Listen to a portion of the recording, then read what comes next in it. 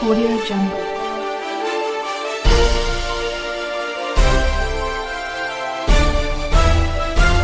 Audio Jungle.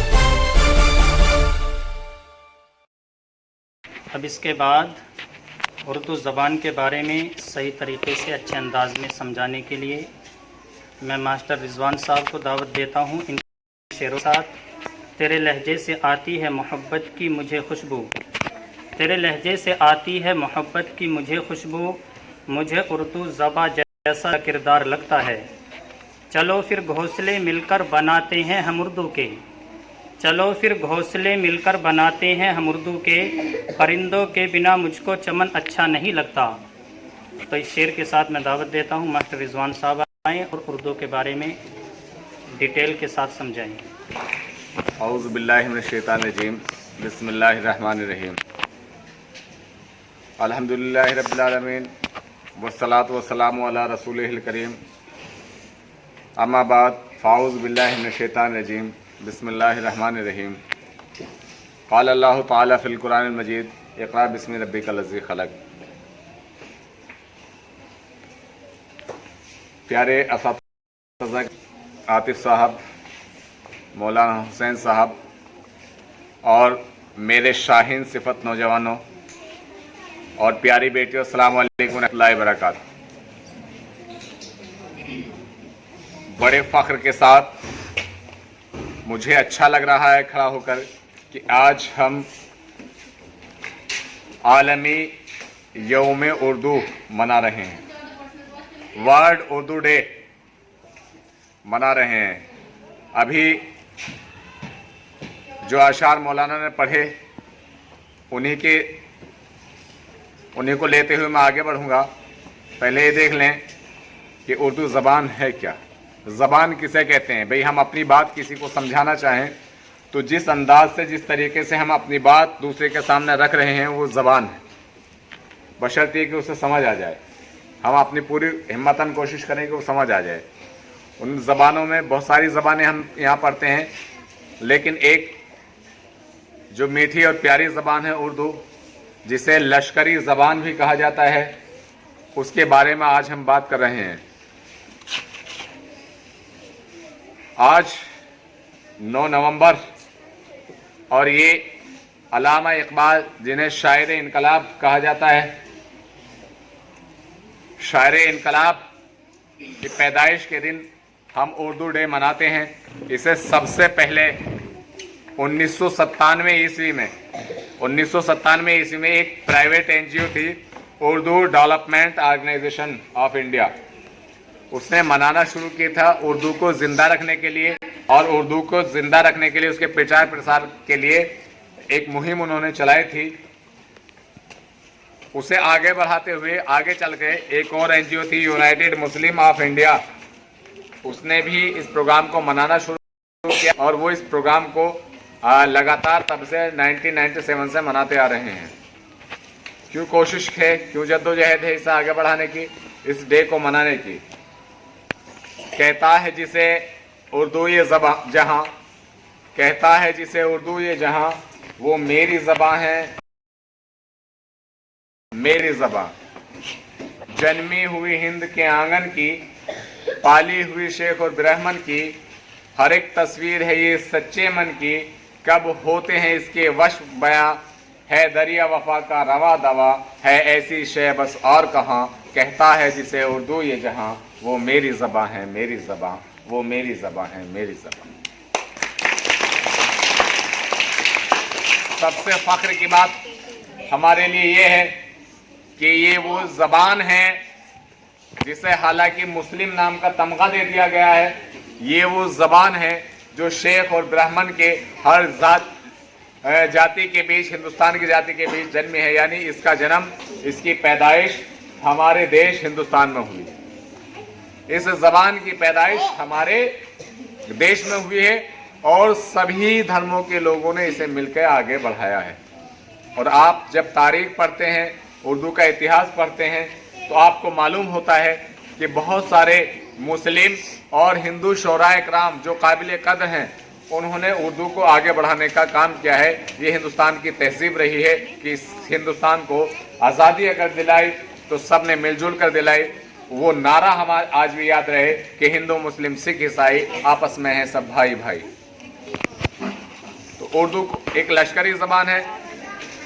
देखिए होता क्या है, लश्करी ज़बान क्यों है?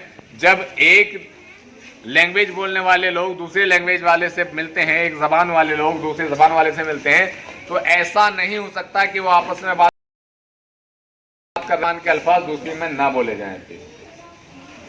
तो उर्दू ने सारी ज़बानों के अल्फाज को अपने अंदर ले लिया है।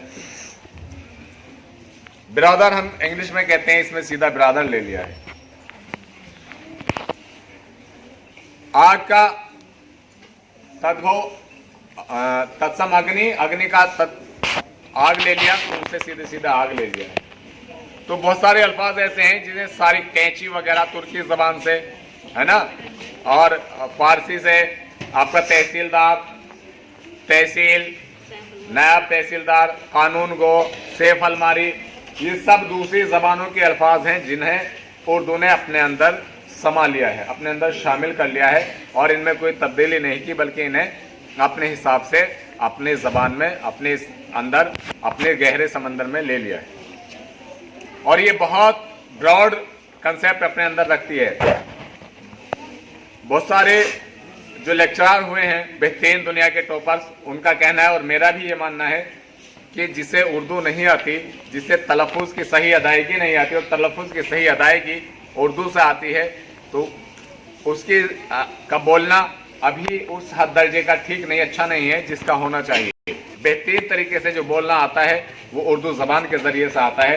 हम तलफ़ुज़ की अदायगी उर्दू ज़बान से ही ठीक कर सकते हैं। एक अच्छा वक्ता तभी बन सकता है, एक अच्छा मुकर्रिर तभी मुकर्रिर बन सकता है जब उसे उर्दू आती है।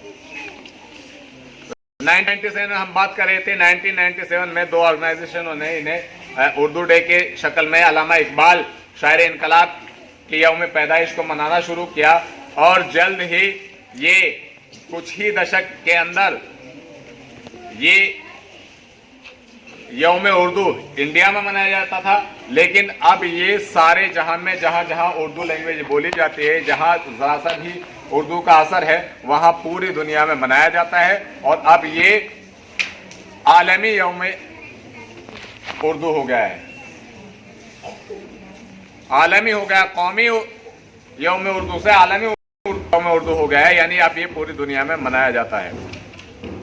हालांकि जहां ये इसकी ताकत बढ़ी, इसका दायरा बढ़ा और कुछ समाज ने, दूसरे समाजों ने, दूसरे मज़ाहिब के हमारे भाइयों ने उर्दू को सिर्फ तमगा दे दिया कि ये मुसलमानों की ज़बान है, जबकि ज़बान किसी धर्म की, किसी जाति की नहीं होती है, लैंग्वेज किसी धर्म जाति की नहीं होती है, हर कोई उसे सीख सकता है।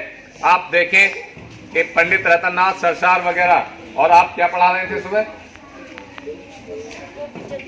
गोपी चंद नारायण, वो उर्दू महकमे के हेड हुए हैं, एचओडी हुए हैं यूनिवर्सिटी में, उर्दू डिपार्टमेंट के एचओडी हुए हैं गोपी चंद नारायण, जबकि नाम क्या है, मुस्लिम नाम तो है नहीं।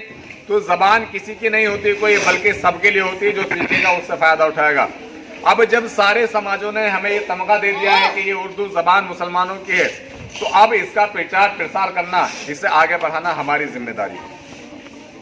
वो सारे बच्चे उर्दू जानते हुए भी हाई स्कूल में बोर्ड के एग्जाम में ड्राइंग ले लेते हैं। नहीं, आप उर्दू लीजिएगा। उर्दू में इतनी वैकेंसीज है, भी देखिए LT ग्रेड की वैकेंसीज आई थी, हमने भी उसका एग्जाम दिया था, तो उसमें मैक्सिमम लोग हमारे हिंदू भाई सिलेक्टेड हुए हैं।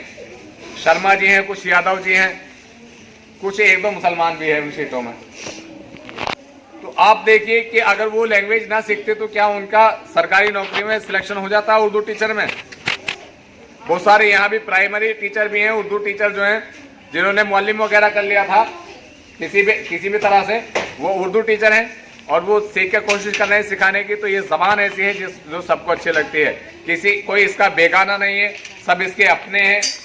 हिंदुस्तान में जितने लोग, जितने समुदाय, जितने मजहब वाले, जितने धर्म वाले लोग रहते हैं, ये सबकी ज़बान है। यहाँ तक कि आलमी सतह पर ये सबकी ज़बान है और इसने पूरे आलम को अपने आगोश में लिया और उनकी ज़बानों को मीठी ज़बान इसने करार दे दिया और मीठी ज़बान में बदल दिया, जिससे हमें बोलने का सलीका आया। ज़रूरत इस बात की है आज हम यह अहद करें इस मौके पर कि हम इस उर्दू जबान को आगे बढ़ाने का काम करेंगे, इसके प्रसार में जाएंगे।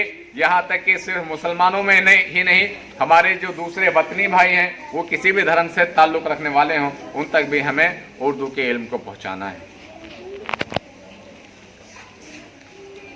चलो फिर घोंसले मिलकर बनाते हैं हम उर्दू के, चलो फिर घोंसले मिलकर बनाते हैं हम उर्दू के, परिंदों के बिना मुझको चमन अच्छा नहीं लगता। तो ये एक घोंसला बनाने का काम, एक छत देने का काम, बेहतरीन लहजे की छत देने का काम उर्दू हमें करती है। और उर्दू के बिना हमारा बोलना, हमारा रहना बेगाना है। हमारा लंबी चौड़ी तकरीरें करना, हमारा भाषण देना, हमारा दूसरों को अपनी बात समझाना, जब तक हमारा लहजा, जब तक हमारे तलफ़ुज़ के अदायगी अच्छे नहीं होंगे तो हम अच्छे तरीके से दूसरे के सामने अपनी शख्सियत को पेश नहीं कर सकते हैं। तो अपनी शख्सियत को हमें पेश करने के लिए उर्दू की ज़रूरत, अपने कामों को आगे बढ़ाने के लिए हमें उर्दू की ज़रूरत, और तहजीब घोलने के लिए, इस जहान में तहजीब घोलने के लिए, इस जहान में तहजीब घोलने के लिए हमें उर्दू की ज़रूरत होती है। उर्दू की ज़रूरत हम लोगों को होती है। तो सलीके से हवाओं में जो खुशबू घोल सकते हैं, सलीके से हवाओं में जो खुशबू घोल सकते हैं, अभी कुछ लोग बाकी हैं जो उर्दू बोल सकते हैं। ये भी अल्लाह का शुक्र है, अल्लाह का एहसान है कि अभी हमारे समाज में, हमारे बीच बहुत सारे ऐसे लोग हैं जो उर्दू को बोल सकते हैं, उर्दू को फैलाने का काम कर रहे हैं, और इसमें खास मकाम मदारिस को हासिल है। तो आज हम अल्लाह का शुक्र अदा करें कि हम सेलिब्रेट करने के लिए एक ऐसा यौम मनाने के लिए यहाँ बैठे हैं जिससे इस समाज की और हिंदुस्तान की पहचान बनी है। एक ख़ास रोल प्ले किया है उर्दू ने भी, हिंदुस्तान को आज़ादी दिलाने में भी, और आज़ादी के मतवालों के अंदर जोश और खरोश भरने के लिए भी, जोश और वलवला भरने का भी काम इस उर्दू ज़बान ने किया। और जिसका नतीजा ये हुआ कि सारी ज़बान वालों ने मिल करके, सारी ज़बान बोलने वाले, हिंदुस्तान में जितनी ज़बानें बोली जाती हैं उन ज़बान के लोगों ने मिलकर, उन ज़बानों ने ऐसा कमाल किया सबने मिलकर कि हिंदुस्तान से जो हमें ग़ुलाम बनाने वाले थे अंग्रेज़, उन्हें खदेड़ गया। तो इंशाअल्लाह मुस्तक़बिल में भी हम इसके फ़रोग़ के लिए कोशा रहेंगे, कोशिश करते रहेंगे, और आगे चल के अभी से आप कोशिश करें बेहतरीन उर्दू पढ़ने की, और जब बड़े हो जाएं तो आज ही तय कर लें कि हमारी जिम्मेदारी है कि हम बड़े होकर उर्दू के फ़रोग़ के लिए काम करेंगे। इंशाअल्लाह करेंगे ना। अल्लाह से दुआ है कि अल्लाह उर्दू ज़बान को फ़रोग़ दे, इसकी तरक्की में चार चांद लगाए, और हिंदुस्तान की ख़ास ज़बान इसे बना दे, और हिंदुस्तान को चमकाने का, इसे आगे बढ़ाने का काम उर्दू बोलने वाले करें। यानी मुसलमान कितने कामयाब हो जाएं कि अपने देश के लिए ऐसा काम करें कि लोग मरने के बाद भी दुआएं देते रहें। APJ अबुल कलाम जैसा कि उनके मरने के बाद भी आज मिसाइल मैन के नाम से उन्हें जाना जाता है।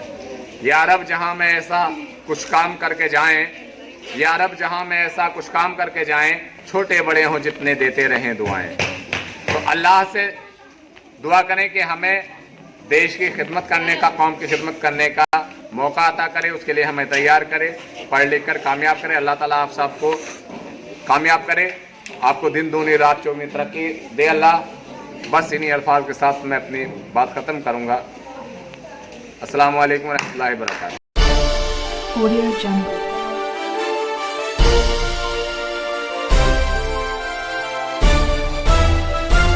Audio Jungle.